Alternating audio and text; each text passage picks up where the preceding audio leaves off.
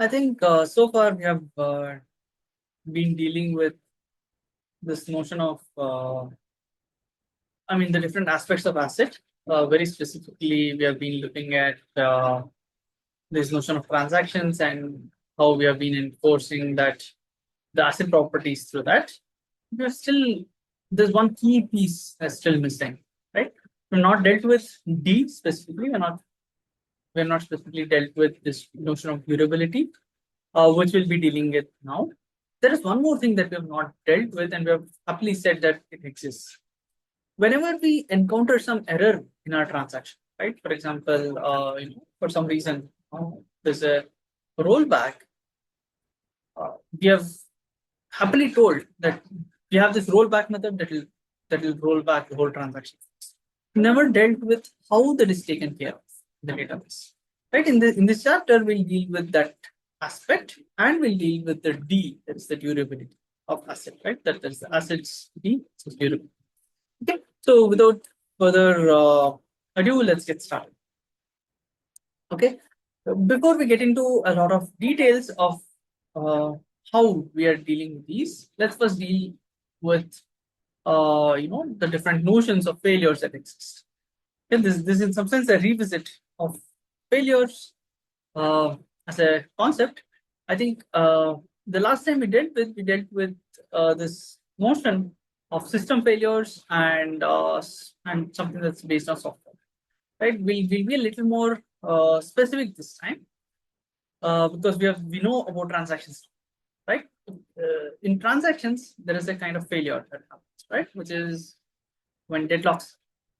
That's one type. There's one more type, which is based on deadlock prevention, which is weight die schemes and so forth, right?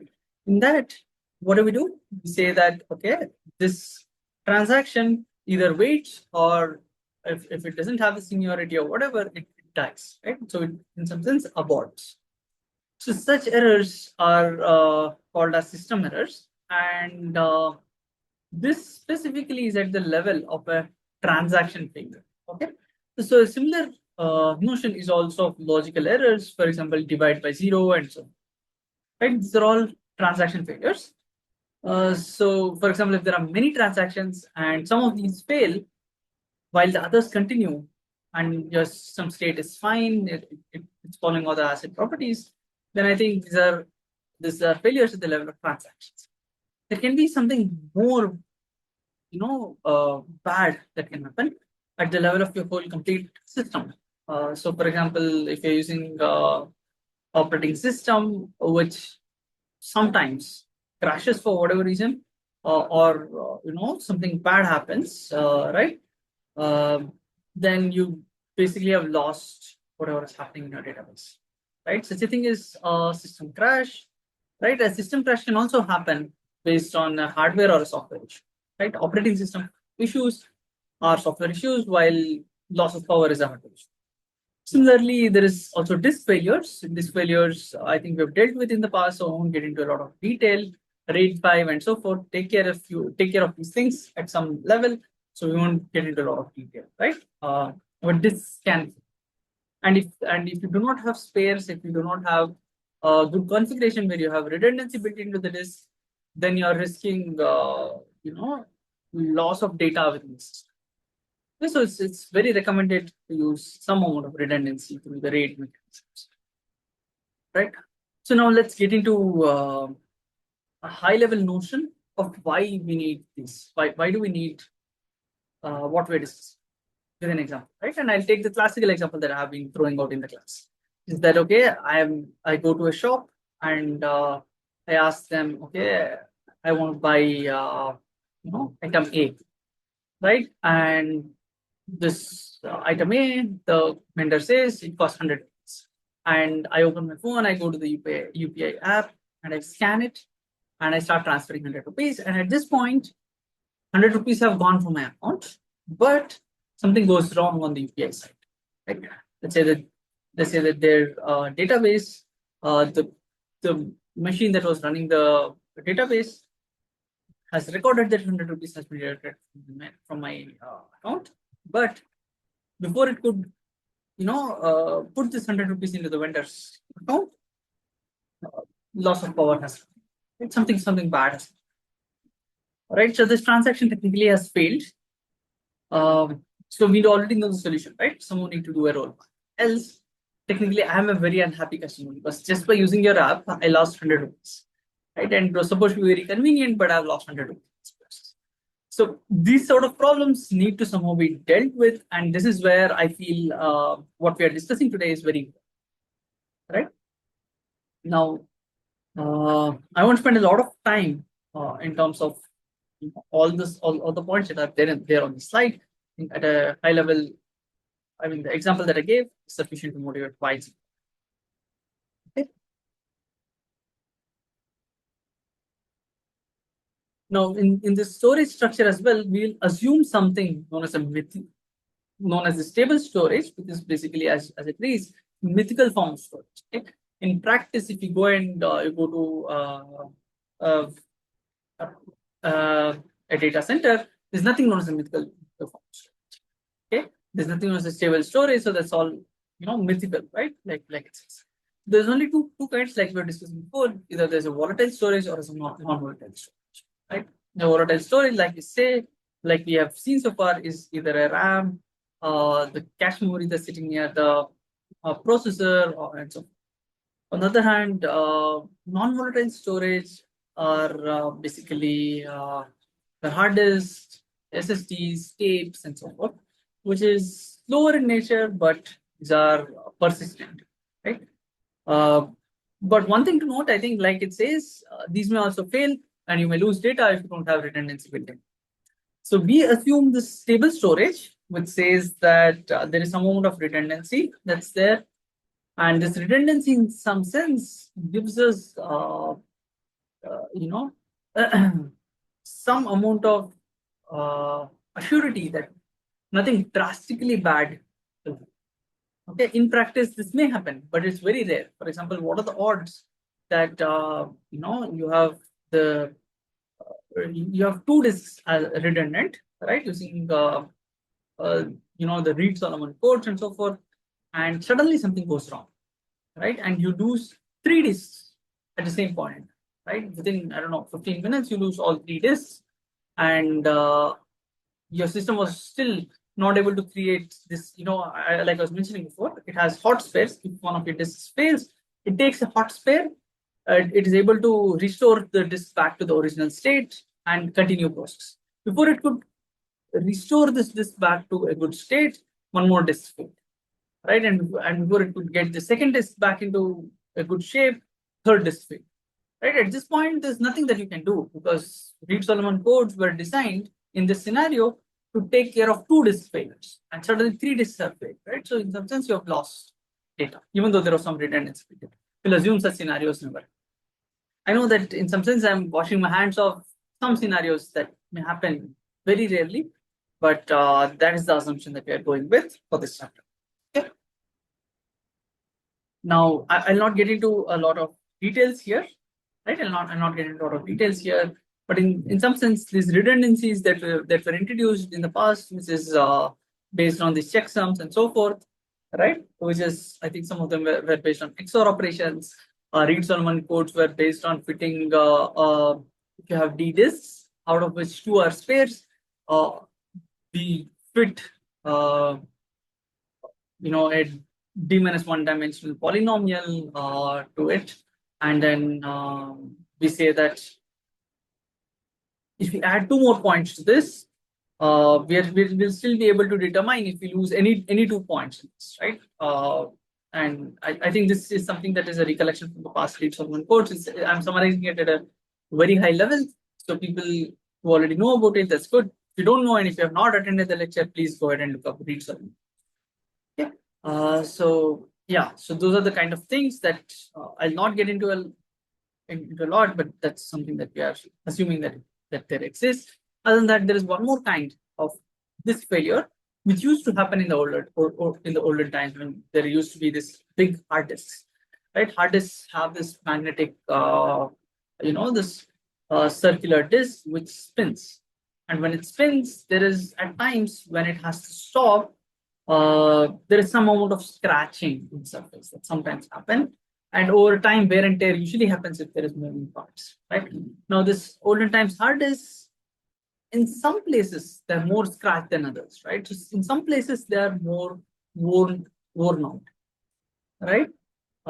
So people had to deal in the olden days, right before SSDs, people had to deal with this problem that, oh, your certain blocks, certain sectors are bad, right? We somehow need to remap certain sectors in our RAID configuration, right? If you remember, in our RAID configuration, we had this striping mechanism, right? We use this data to be written across these different disks, and the checksum is also made sure that it's not written in the same disk. It's written around, in some sense, it's what do you say? We use a round robin manner to choose who is the next guy into whom the checksum will be written, right? In some sense, that's also striped, right? So all of these mechanisms ensured that there's nothing bad happening and so forth. But we still have not spoken about what if one sector goes wrong. If one sector goes wrong, I cannot stripe, right? I cannot stripe using the same configuration. Someone need to take care of it. We're assuming that all of this is taken care of, and yeah, so we are good with that, right? I'll not get into that part. Okay, not get into that part. So let's now continue ahead, right? 1 second. Okay. Sorry, I skipped quite a bit. I skipped quite a bit by chance. Let's go back. Um,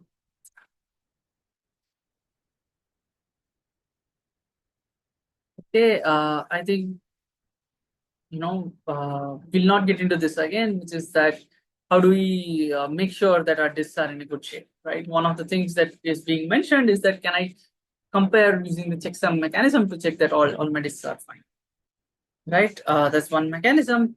The other thing that a better solution that's being mentioned here is to use something that's used, which is often used in RAID, which is that you start maintaining some sort of rights, right? So some sort of information about your rights in whichever your volatile memory is, for example, RAM, or in between RAM and disk. There used to be flash as well, and so forth. And using this, you make sure that your checksums are right and so forth, right? You only make sure that that stripe is proper, right? So these things are basically some of the best practices. Okay. And the other thing is that if something goes wrong and you detect it through checksum, we are assuming that the at the disk manager level, someone is going to fix it. We will not be dealing with this in this chapter. This is something that, of course, has already been taken care of. That is the assumption. Now, so far we've only been dealing with what happens with the hard disk.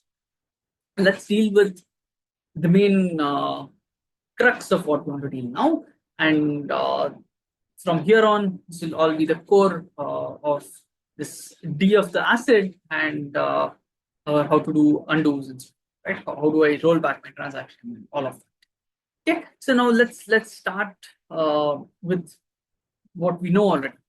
Okay, what can transactions do? Okay, transactions can do two things, which is reads and writes, right? Can do only two things, which is reads and writes. And this is a simplified model that we're going. We still do not have the updates and deletes and so on.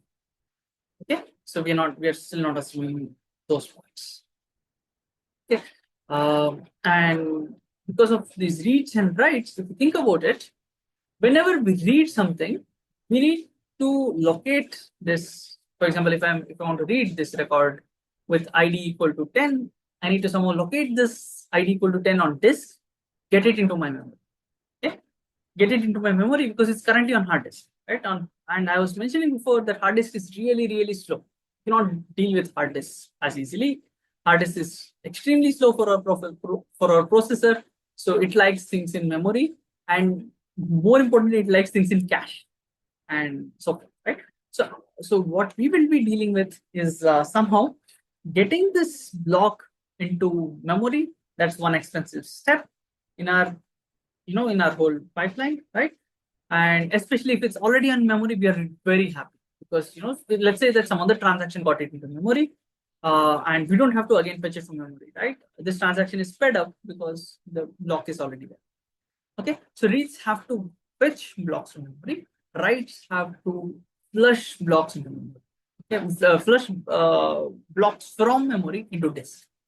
Okay, so read, remember, disk to memory, write, memory back to disk. Okay? That's what you need to remember, and we'll slowly be getting into the different notions of what will happen when read happens. The other thing that you should know is that there is a transient space that is there for the database known as a buffer. Okay, this is a database buffer. This is very different in the workspace of a transaction. The transaction gets its own workspace, and we'll come to that in a minute. What do we mean by that? Okay. Now, there's a picture ahead in the next slide, right? And this will clarify whatever I was mentioning before and in this. Okay. So each transaction Ti has its own private work area. Okay? This is its own workspace. So T1 gets each transaction T1, T2, T3, and so forth get their own space or get their own memory to do things. And separate to this, there is something known as a buffer. Okay, this is in fact, let's say that we can assume that this is a database for buffer. This is a buffer region in which there are blocks. Okay, so we can make that assumption for now. And like I was mentioning, whenever I read, okay, I think now we can get to the next slide to make it clear. Okay, let's say that this transaction X, transaction T1 here, okay, needs to get access to A, right? Needs to get access to block A, which is stored on disk. Okay, this is where X is stored, right? This is where this data element X is stored. The first thing is we somehow locate where it's stored, and we realize that it's stored in this block A. Then this block A is loaded into my buffer area. This buffer area, and this is separate than the transaction. This is the transaction's workspace, its work area. What happens is that once it's loaded into this buffer, we then load whatever data that this transaction T1 needed from the buffer into and provide it to T1's work area. Okay, here it only needed to this data element X. So we get it into the buffer. From the buffer, we get it into here. Okay. Now, similar to that, right? Similar to that, T2 needs access to X2, which turns out to be the same block, right? X. And because I'm assuming that T2 is also reading this data for whatever further thing that it's going to do, we will try to first see if the buffer already has it. If it has, we don't have to go on this. Okay? So we'll get it directly from here. We don't have to go on this. So we saved some amount. Now, similarly for Y, this we see that it's located in block B, and this is first loaded into disk here, and after that it's provided to this guy, and let's say it did whatever processing it had to do, and finally it wants to write the modified value onto the disk, right? So it doesn't directly go from here to this. This is wrong. This doesn't happen. This is wrong. Okay, this is not how it happens. Instead, this will write back into the buffer. Okay, this is going to do what? This is going to write back into here. And once it writes back into this buffer, at some point, we don't know when, at some point, this buffer is going to flush it back onto the disk. Now, why am I saying it at some point? Because this is not the highest priority for the buffer, right? In fact, it's a bad thing if every time a write happens, I flush it onto the disk. And I want to, I hope that you can pause the video at this point, think about it, and maybe resume back. Okay. So why does this happen? Well, it turns out that this block P just does not contain this data element Y, right? It may contain a Z as well. It may contain, I don't know, Y1, Y2, so many of other elements out there, right? I mean, if it's just going by alphabet, very limited, but well, it may have, I don't know, 100 elements on the same block. And if this block is in here and some other transaction T3 requests for some for the Z, right? I can just go here. I can fetch it from my memory, right? This buffer is basically part of my RAM, and I don't have to go on disk, right? But if I flush something onto disk, I may not need the block anymore. I may free it. At that point, I might have to get the disk, get the block back onto the memory again, right? So what are we trying to minimize? We're trying to minimize whatever transactions, whatever flushing and reading that's happening between my main memory, okay, between my main memory and my SSD or whatever, my persistent form of storage. I'm trying to minimize this. I'm trying to minimize this. And why? Because SSDs are very, very slow compared to RAM, they're really slow. Okay, so if I can serve something from memory, my transactions are going to be very okay. So I hope that you got this high level overview of how what is the separation between the transactions work area, what is the area of the buffer, right? There is an area that's dedicated to the buffer, and how the data is stored on this, right? Okay. So far I hope that is all clear. Now we'll slowly get into a more important concept. Okay. So far we have only looked at what happens when a block is needed, right? And let's say that during a transaction, my element X, right, moved from updated from the value 100, and at some point it became 200, right? And some other account Y went from 1000 to 900, okay? And at this point, something bad happens, and I had to abort. Okay. So my claim at this point was that if I abort, I do need to undo everything that happened, right? I do need to somehow get my database back to a consistent state. So this consistent state means I need to undo everything. Whatever I had done here, I need to somehow undo all these things. Okay, and in order to undo this, I need some amount of data structures, some amount of additional information. Okay, we'll start this chapter with the most simplified version or the simplified amount of data structures that are needed to solve this problem. There is a more complicated algorithm known as Aries, which I plan to cover in a separate video. But let's start from the simplified data structure that is needed.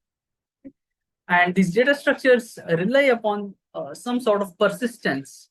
Okay, even if, for example, this block X was not flushed onto memory, this change from 100 to 200, for example, let's say that it was still in the buffer when I lost power, right? Similar to that, Y was in memory, or let's say Y was flushed and X was. So it's clearly, if I resume at this point, Y is going to show 900. One of the people has lost 100 rupees, while X has not gained 100 rupees. So in some sense, I have literally lost 100 rupees from my system, right? Lost in the sense I have unaccounted 100 rupees that has gone either out of the system or into the system, which is very bad, which is terrible for me, right? So in order to make sure that this doesn't happen, I need something known as a log. Okay? It's a very specific to our what do you say? In our application, we use this log-based mechanism to detect and undo things. Okay. So what kind of information does a log need to keep? Okay, that is something that I feel is important, and we'll deal with it. We'll deal with it in a minute. But before that, let's go with. Let's also discuss another alternative to this, which is this notion of shadow copy and a shadow page. Okay, so this idea is also present in, for example, this file systems as well. You guys have heard of ZFS, for example, or also I think now there's a new there's a new file system known as Btrfs, which is also there, which I think in Linux. ZFS was actually introduced in Solaris, and I think this company NetApp, which I used to work in, used something known as WAFL, okay, WAFL. So they all are based on a similar notion as this. Okay, it makes sense in operating system and a file system perspective, but may not be as much here. The idea is simple. Okay, so let's say that I initially have a pointer. Okay, this is my database. I have a B list tree and a lot of other things here, right? I have a lot of things here and a lot of data structures here and so forth. What I do is when I flush, right? When I flush, I'm going to completely change my pointer here. I'm going to change my complete pointer to this B plus tree. Right? So how do I achieve that? So let's say that there is only this block that has changed. Okay? If only this block has changed, when I'm going to mark some of the other blocks here with a different color, right? Let's say that these blocks did not change. These blocks should change. And if this block changed in my B plus tree data structure, what else will change? Is my question. Okay, so what else will change? So this block definitely changed, right? This block changed. And if this block changed, its parent also must have some amount of change that might undergo. And why do I say the parent must have to undergo some change? Because we want it to be atomic, right? Else what will happen is that I may have updated this and I'll start pointing back to this block, but it's not atomic, right? For example, I change, let's say this transaction touched 2 blocks. Okay, and I updated this guy's pointer here to the correct pointer, but before I could change this pointer, something bad happened, right? I want both these changes to happen at the same point. So what is the trick while doing this? I will copy this data structure in a very what do you say, in a very simplified manner. I'm not going to copy everything. Okay, so here what has changed? If I think of a new B plus tree, here is this parent block must have changed, because in the parent block I can still point to the same blue blocks here. None of those blue blocks have changed, right? Only the ones that have changed are the red blocks, right? So before, let's say that this red block had changed, and this is the original blue block, right? This is the original blue block, and this was the blue pointers, right? This was the blue pointers here. There's a bunch of blue pointers. There's a bunch of blue pointers here, right? Bunch of blue pointers, and then this is my whole B plus tree set of pointers, right? What I plan on doing in this mechanism, or rather how it's implemented, is that I only look at this block that has changed. This is the block in which something has been overwritten, right? I look at all the pointers that's going in. So this is the only pointer right now. And then because I'll be updating this block, I'll also look at the pointer that's going in, this guy, right?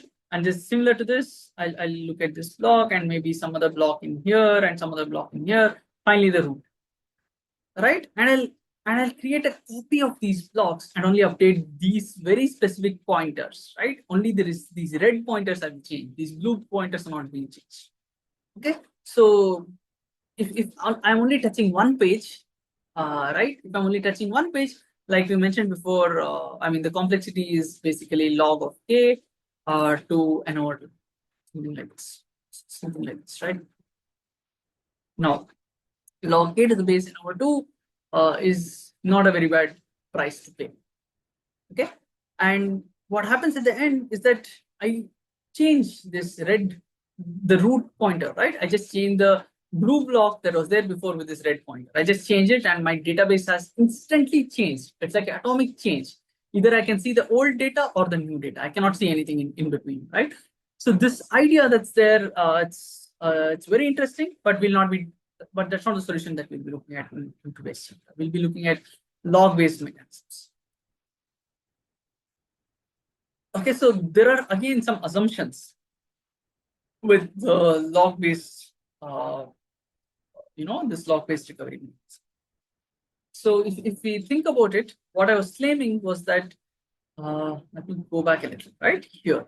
What I was claiming is that maybe some of these blocks have been flushed to this, some others have not been flushed to this, right? So the information that is there is absolutely not consistent. But we want our log, the information that's in the log, to be consistent and updated. Okay, so the assumption is simple. Okay, this log that is there is, I mean, before I can even write my data onto the disk and push it into the buffer, for example, and finally commit my transaction and so forth, what I will do is I will write the entry for the log. Okay, I'll write my log entry for it, and the log entry is we will see how the log entry looks like, but we'll always be recording all changes that happens within my log. Okay, within my log. Okay, just one moment. Yeah. Okay. So if a transaction starts, we will record that the transaction started. If a transaction commits, we say that a transaction has committed. Okay. So the transaction commit is here, right? We say that a transaction is committed. Similarly, we also say all intermediate changes that happen. What do you mean by intermediate change? For example, let's say a write has happened. When a write happens, we record two things. One is the old value, okay? One is the new value, okay? So we record it in this format. What is the name of the transaction? Transaction TI, right? What is the data record? Old, new. Okay, so this is the format like it's mentioned here, right? So V1 is old, V2 is new. I just want to make it clear. It's also written in here that the V1 is the old value and V2 is the new. Okay, so this is something that we will be making use of. Okay, and we'll come back to how we'll make use of this. Okay, now okay, so this immediate modification scheme that we are speaking of, okay, it says that whatever modification you are making, right, it is going to happen immediately to the buffer or the whole disk. Okay, and this happens right before when the transaction can come. Okay, but even in immediate modification, what is important? This updated, this log record entry should happen even before my database item is written onto this, or even it's pushed onto my buffer, right? This is the important. Okay, so now this is something that is if this doesn't happen, then your database can go in inconsistency. Okay, so this deferred modification. Okay, so this deferred modification is something that that right now let's not deal with this. Right, let's not deal with this right now. It only says that the updates that are happening, right? That the updates that happen to the buffer or the disk, okay, that only happens during the commit. Okay, so in some sense, it's only the blocks that are happening. But for now, what is the important assumption? This important assumption is this log record must be written, right? Okay, so I hope that is clear. And when the commit happens, right? This commit log, basically, this log record is at that point is flushed onto the onto your disk, right? Onto your stable storage. This is like the mythical, right? That yeah, are assumed stable forms.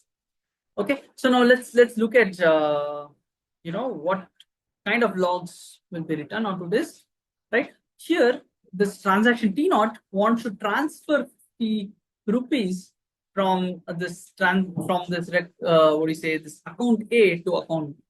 So what happens is that first 50 rupees are deducted from account A, 1000 rupees what was there in A's account, and it becomes 950 rupees. And finally, we also we record this in our log file, and finally we also record that B has to be modified from 2000 to 2050 rupees got added. Right, the log entry. Note the important thing here: log entries were written before I could even write these changes, that is A equal to 950 and B equal to 2050 onto my buffer, right? And finally T0 commits, right? T0 commits. Finally T1 starts, and T1 also does some things, right? T1 does what? T1 starts, T1 modifies C, and it becomes C equal to 600. Similar to that, the log file is always written before what's happening, and finally T1 commits. Okay, and finally, the other thing that is here, finally, the other thing that we need to note is that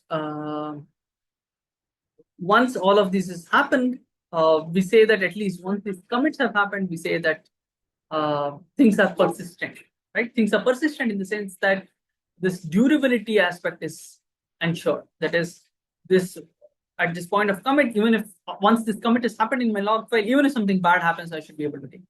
Okay, and we'll deal with how this.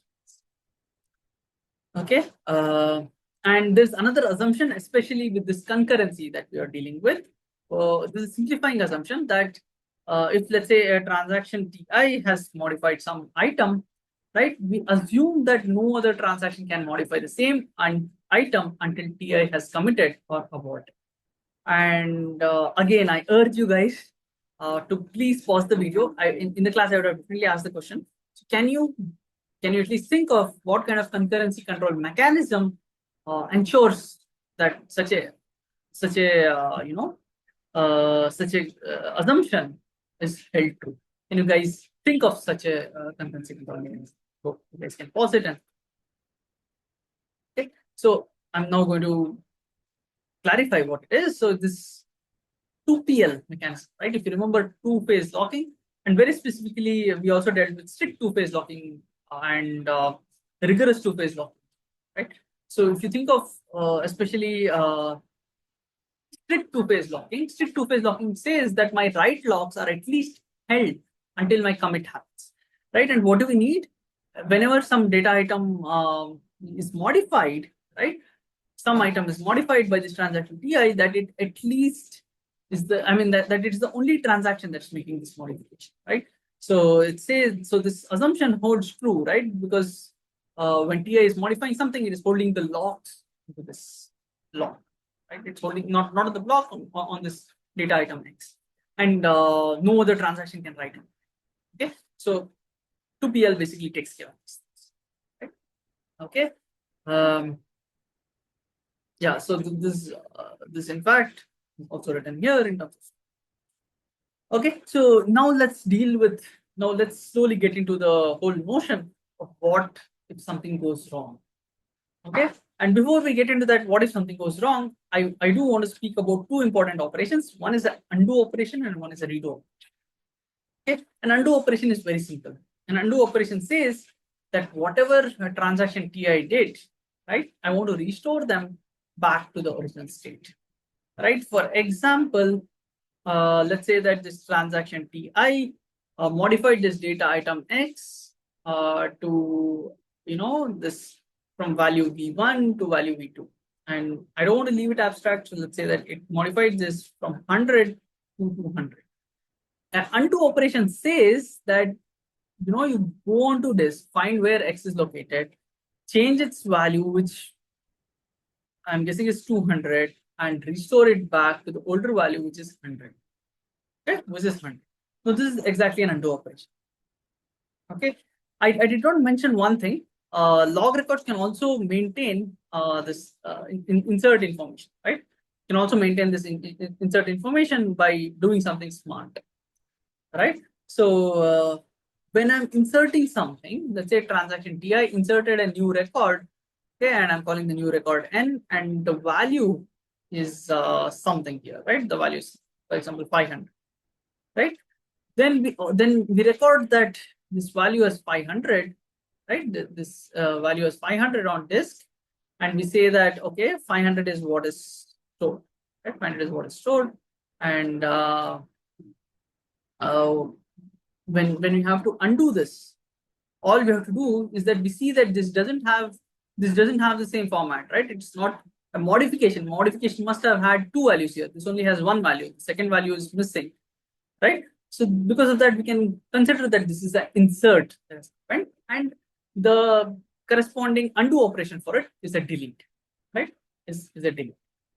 Okay. So I hope that part is clear as well. Now, similar to undo, there is something known as a redo operation, right? And we'll come to why we need a redo and so forth. Let's just understand redo for the sake of it. Okay. When we're doing an undo, right? When we're trying to do an undo,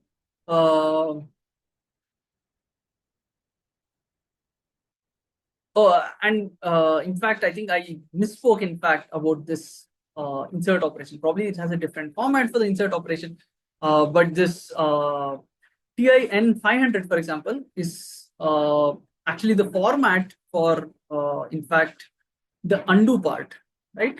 I think this is not exactly for my insert part. I feel insert also has a similar format, but all I have to do is I restore this value x and I restore the old value, right? That's 100. And this is basically the undo part, not the insert. So please note that. Okay, I think I made a mistake. Okay. Now at the end of it, once all these undos are happened, right? When I have, for example, it did a lot of modifications. Once everything is undone, I think even this abort is. Okay, so even this abort is. Finally, let's get to this redo part. Redo part. The interesting thing about this redo part is that I am executing these things from top to bottom, right? So Ti started. Ti did some modification of x from 100 to 200, y from 200 to 300, z from 400 to 200, for example, right? So when I'm redoing things, I do not do anything other than change my database state. Wherever these records are, I put these values that are there in it, right? So that's the redo part. Okay, in this case, again, there's no logging that is. Now let's get to this more concrete part, which is how do I recover from a failure, right? So, and in here, let's assume that I'm losing power. Right? That's the most. So, okay, and let's say that some amount of logging has happened, and at this point, I lost power. And for simplicity, I assume that this is the first thing that has happened in my database. The first thing that's happened in my database, and this is all the log. And at this point, I don't know what data I have lost, right? And why do I claim that? Because we saw that some of the data must be residing in the buffer. And if data is residing in the buffer and it is not flushed onto this, then that data is in some sense lost, right? And the database is maybe in inconsistent state. So because of that, how do we deal from recovery? Is simple. Okay, we start from the first transaction in my database, and I start redoing things here. Okay, I start redoing, and let's say as I encountered T1 here. Okay, T1 started, all went well, T1 committed. Okay, T1 committed. So I'm happy. So I'm happy because what has happened? I've at least executed whatever T1 did. Now again, T2 started and T2 committed. Okay, so I'm happy. I did T2's work. Now at this point, T3 started and T3 aborted here. Okay, remember T3 aborted. Okay. Now what happens? Because T3 has not completed, T3 has aborted. What will we do? We will have to, like if it was a transaction that is aborted, then what will we have to do? We have to undo whatever it has, right? That's undo. That's what rollback is, right? So remember, rollback is equivalent to undo operation. So I will start undoing whatever T3 had done. I will undo everything that T3 had done and again continue, right? I'll continue here and T4 successfully executed and I stopped here. Now T5 started, right? And what happens is that I do not know what happened at this point. I have lost power. I don't think T5 has successfully completed its execution. So what can we do? We will abort, right? We will abort this T5 transaction. We will note that we will undo everything that was that T5 had is trying to do. And once that part is done, we will note down that T5 is aborted. Okay, we will note down that T5 aborted, and yeah, that's it, right? Now there's one nuance that I missed out here, right? If T3 is abort here, that has happened, right? T3 was in the process of aborting, right? That I said that it was starting to do its abort. Its T3's abort was still not written, right? At that point, right? We can actually continue looking at what all has. I mean, let's say that in some sense, let me clarify what I meant by this abort here, right? So there are two things. One is that let's say that there's a transaction T3 which was doing something bad happened, and here T3 abort was written onto this. Okay, if T3 abort is written onto this, and I read this T3 abort, then I don't have to worry about T3 because whatever T3 had done has already been aborted here, right? It's already been aborted here just by the forward pass or just by doing my redo path. But if T3 abort is not written, right, I will have to go back and undo whatever was done. Okay, so it's all about looking at this abort and seeing in my forward pass if I encounter this abort phase, this abort line. If I encounter it, I'm happy because whatever it did was also undone when the system was fine, and I'm happy about it. But if it is not undone, then I will be undoing it. This is the backward ones, right? I'll keep undoing whatever T3 had done, and until I reach to this part where T3 starts. Right. Note here one more thing, right? I want to get your attention one more thing. If there is T4's instructions written in between, we do not touch T4, T5, T6 instructions. We only have to undo T3 instructions. Okay. So that's something that you have you have to be careful. Okay. So far I'm hoping that you have followed along. But can you think of something terrible that I have been doing by describing the way I did? Right? Something very bad is happening. Why? Let's say that my database is there. Okay. This database was created in when IIT was formed. For example, this database contains all students' records from the year 19, I don't know, 60s or when, whatever year, right? And this database is really old, contains all records. And suddenly power loss happens, right? Do I really have to do everything from the start from 1960s all the way until now to restore my database state? Really? That would be terrible, right? That's going to take for a long time just to do. And especially if you look at some servers, for example, Meta or Google servers, maybe they get millions of transactions every day. And over a year, maybe it'll get into billions. And sooner or later, it's going to be beyond our control, right? It's going to be beyond our control to redo things, to undo things, redo things. It's too much. So is there a smarter way to do this? Okay, we'll come to that part. Keep in mind the drawback of doing it the way I mentioned it here. Okay. So the official recovery from failure approach is basically like I was mentioning, start from some consistent state and you go down all the way. You redo all the operations, and if something has not completed a commit or abort at the end of reading the log file, you will have to undo that. Okay, you will have to undo that. Now, this part, I think one thing is mentioned here, right? One thing is mentioned here, which is actually something to note about, right? If most of the data that was there is actually flushed onto this, then this redo is such a waste of our time, right? It's just redoing everything. Maybe most of it is safe. Very small parts of it were lost, I guess. So why should I do all this? Why should I do so much of work? Right? Remember this part as well. Maybe when we discuss Aries algorithm, especially if time permits, I'll get into a lot of detail in Aries. If time doesn't permit, I might even skip Aries. But this Aries algorithm is very efficient in this. It does this undos, redos, and everything very efficient. Okay. Now let's now look at some scenarios of what happens when things go bad. Okay, let's say this is scenario number 1. At this point, power failure happening. Okay, so what will I do? I start from here. And I start doing what I need to do. I need to do it again, right? I need to redo all my operations. I need to start doing it again, right?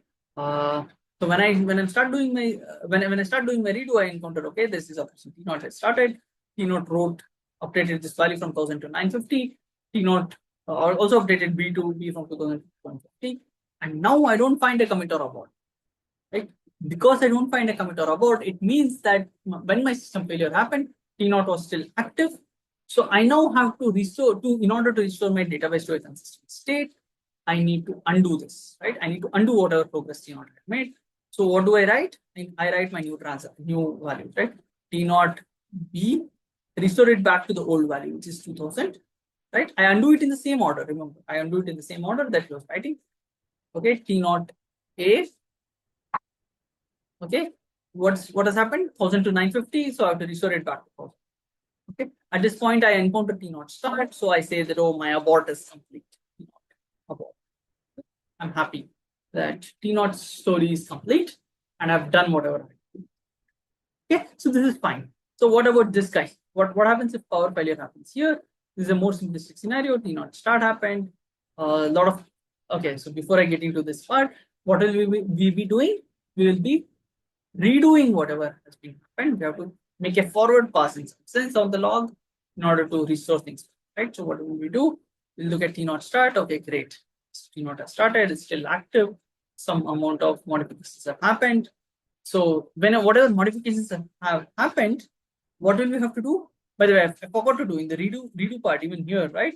When we see that this modification has happened from 1000 to 950, this may or may not be persistent, right? So I again have to redo the operation. This is that I have to go on disk, find a block, and update this value to what? To 950. Similarly, here I have to update it to 950. I have updated it to 2050, and finally after that I find a commit, and I say, okay, T naught is done. I don't have to worry about it. Now let's start. T1 modifies C, and it does what? It moves the value from 700 to 600. And then I don't find T1 commit. So what will I have to do? I will have to undo. I'll have to undo whatever T1 I had done. What do you have to do? T1 C, restore it back to what state? Restore it back to the older state, which is 700, because it's 700. So the value changed from 700 to 600. Right? Or rather the older way, probably. Sorry, I mentioned it wrong. So the 700 is the new value, right? And 600 is the old value. So what will you have to do? We have to restore it back to the older state, right? So I think I did mention something wrong here. Based on based on the order in which it is there. So you have to be careful. If it's new comma old, then you basically have to restore this back to the old value. In this case, if this is old, right, have to make it 600, right? If this is old and if this is the assumption that I'm making, I'll probably have to go back and see if this is new and old. Okay, similar to here, I think this is new and old, right? If this was new, this is old. And what will I have to do? This is again wrong here, right? 2050 and this is 1000. But if it's old comma new, then I think you have to do it the other way around, right? Okay, so you just need to take care of it. Right, and finally after this, what will I write? I will write that T1's abort.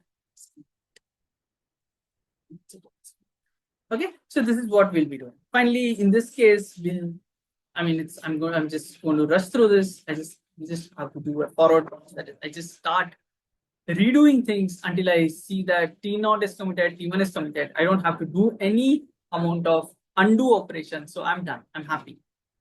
Okay, so I think that's what we will be doing. In fact, in this case, it turns out that 2000 were actually the older values. The modification was, I am guessing that the modification is later, right? The modification is later. Okay. So far, I'm hoping that so far so good. Now let's deal with one more problem, and I think this video is dragged on quite a bit, but trust me, this will be the last part that I'll be covering, and after that, if time permits, I'll be getting into areas. Okay, so remember what I told. So what is the issue when my database transaction happens and something goes wrong, right? My transaction is happening and something goes wrong. I need to start my redo process from what point? From the starting of the database whenever it was formed, right? From that point on, I need to start redoing everything that's in my log, right? And I need to get to the current state, and then I need to look at what all transactions were active. That is active in the sense that they were neither aborted nor were they committed, and then I undo all of those. Okay, so this process I was mentioning is very inefficient, right? It's extremely tedious because maybe your database is 50 years old. So are you going to literally redo everything? It's technically not possible. The solution that has been done is known as a checkpoint.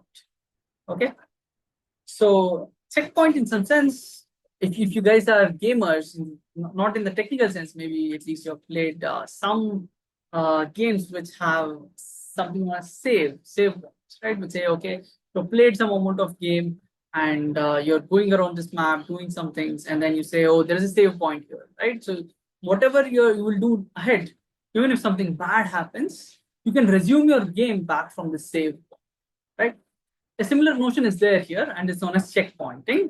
And checkpointing just says that I will be taking care of, taking care in the sense that I'll be flushing all the blocks onto this, and I'll get my database to a certain consistent state. Okay? And we'll look at what these are. We'll look into more details as to what this is. Okay. So now, what does checkpointing involve? Okay. What all log records are currently residing in main memory, you need to flush it. Okay. This was the assumption, right? That no log record is missing. Okay. Output all modified buffer blocks to the disk. This is a very important point, because if you don't do this, then your checkpoint that you would have created, maybe it is missing some amount of blocks. Some dirty blocks are not. Now the third point is important, and especially this L, right? Observe this L here. Okay, observe this L here. Okay, this is important. So for example, let's say that there is your database which is very, very active and thousands of transactions are happening. Can you expect any point during this database state where it's free, right? There is no transaction that's happening in order to create this checkpoint, right? Let me repeat my statement again to make it simpler. Can I wait on my system such that no transaction is happening? Like my database is completely idle. Only at that point, if I say I will create a checkpoint, okay, I might have to wait for ages, and maybe there is no point ever where my database system is free for, for example, even if I look at SPI and so forth, maybe some other person across the world is doing something on SPI, right? So they might be opening their bank accounts, they might be doing some transaction somewhere, something maybe, right? You might not find such a situation where you will be able to create a checkpoint. So because of that, a more smarter mechanism is done. So what is noted down is this list L. Okay, this list L says that these are the transactions. Okay, if you remember transactions, they can only be in two important, the final state is only two things, right? Either we say that this transaction is aborted or it has committed. The intermediate states are partially committed and failed state, right? Even when it is failed state, I said that something more needs to be done, right? Maybe the process of undoing whatever it has done has started, right? But when we are doing this undo process, I lost power, right? Something bad may happen, right? So, and in fact, in this scenario, someone has tried to do a checkpoint, right? So at that point, we still consider this transaction we was trying to undo and has not completed its undo as an active transaction. So it just says that these transactions have not reached a commit state or aborted state, and their logs have not been, right? So that is known as the set of active transactions in my system. Okay. And then once all this 1 and 2 steps are complete, I say that I add this line checkpoint of L once 1 and 2 are complete. And finally, note this part, right? All updates are stopped while doing checkpointing. And why is that? If I start accepting new transactions and they start bringing in more blocks into memory, and I think there is this notion of pinning blocks. I think we again very briefly discussed this when we are looking at the chapter on hierarchical storage and so forth, right? I think heap storage and so forth, right? In that chapter, I did mention that if a block is brought into memory, there is this notion of pinning the block, right? And if no one is pinning the block and my memory is full, I might flush it, or if it's unmodified, it's just used for read, then I'll just discard it, right? Similarly here, if I allow new transactions and a lot of things to happen, then what happens? Then I'm just keeping on bringing new disks to memory, right? And that's a very tedious thing. So in some sense, we are stopping some amount of transactions to overwhelm my system. So in this point 4, all we are saying is that all updates are stopped while doing checkpoint. Okay. Now, so far I'm hoping that it's clear. But let us say that a checkpoint exists. Let us say that my checkpoint exists. then can we do something smarter? And starting from the first point in the log and redoing everything from that point. Can we do something smart? That's what we'll be dealing.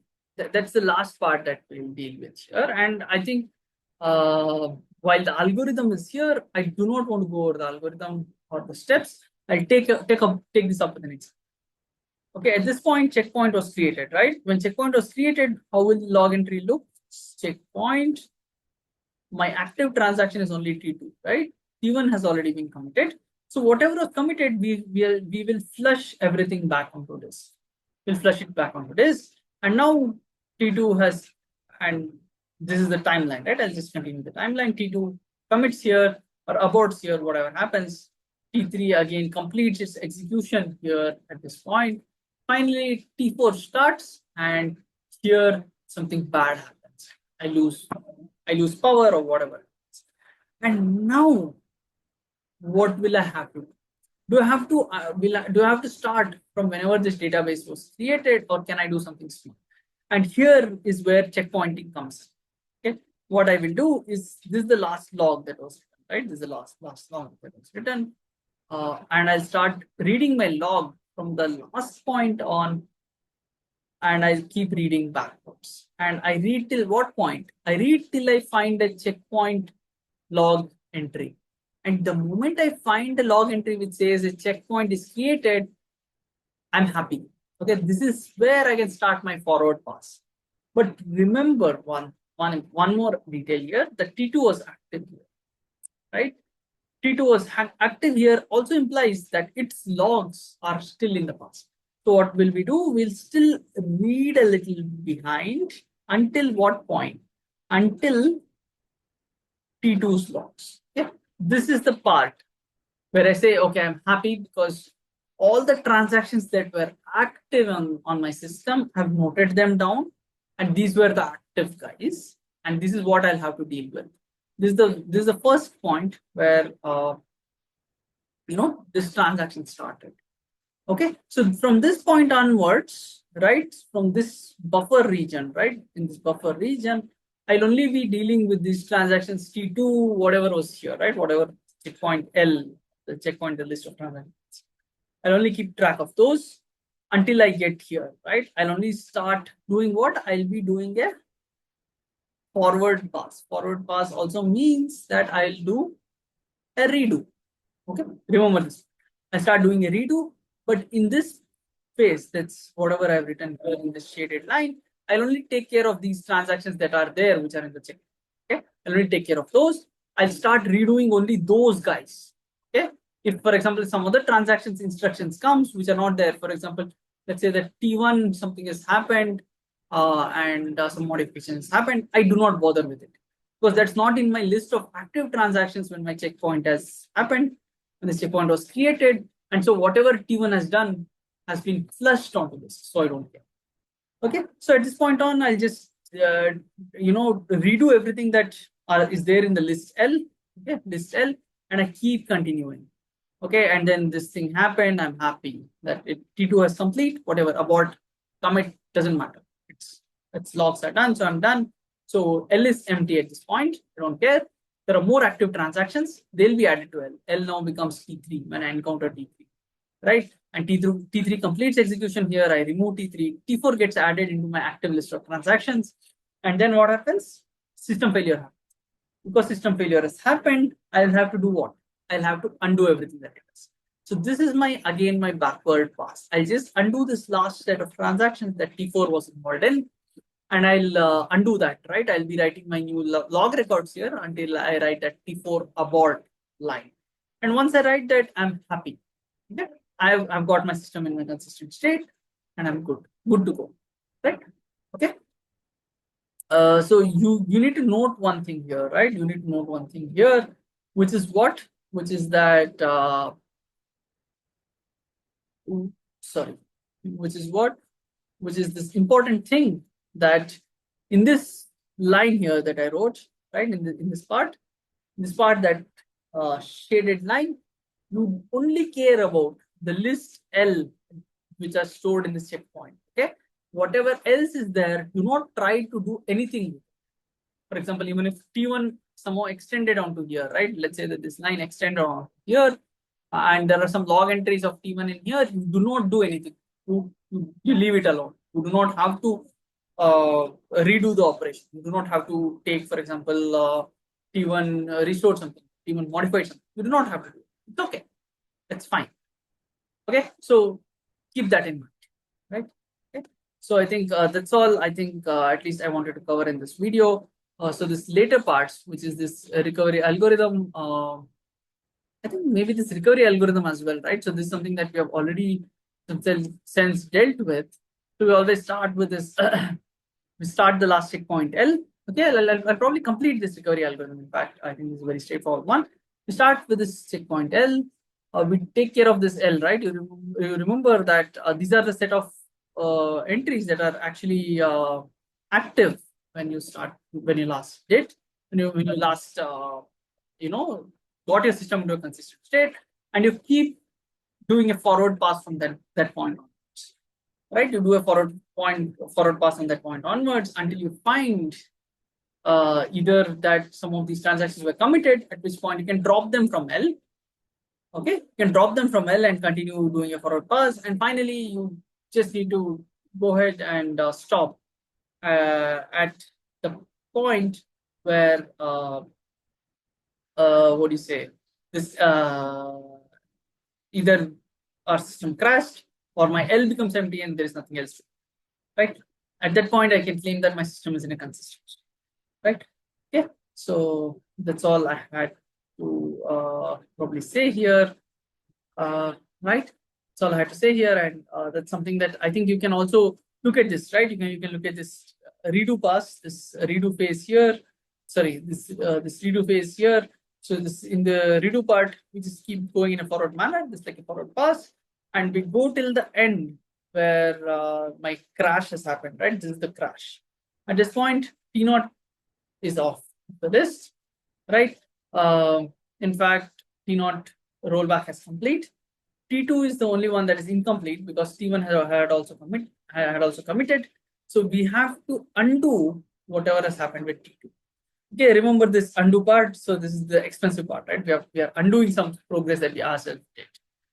Okay, so I think this is where I would like to stop this video, right? This is where I would like to stop the video, and probably we'll continue from here to the next part, right?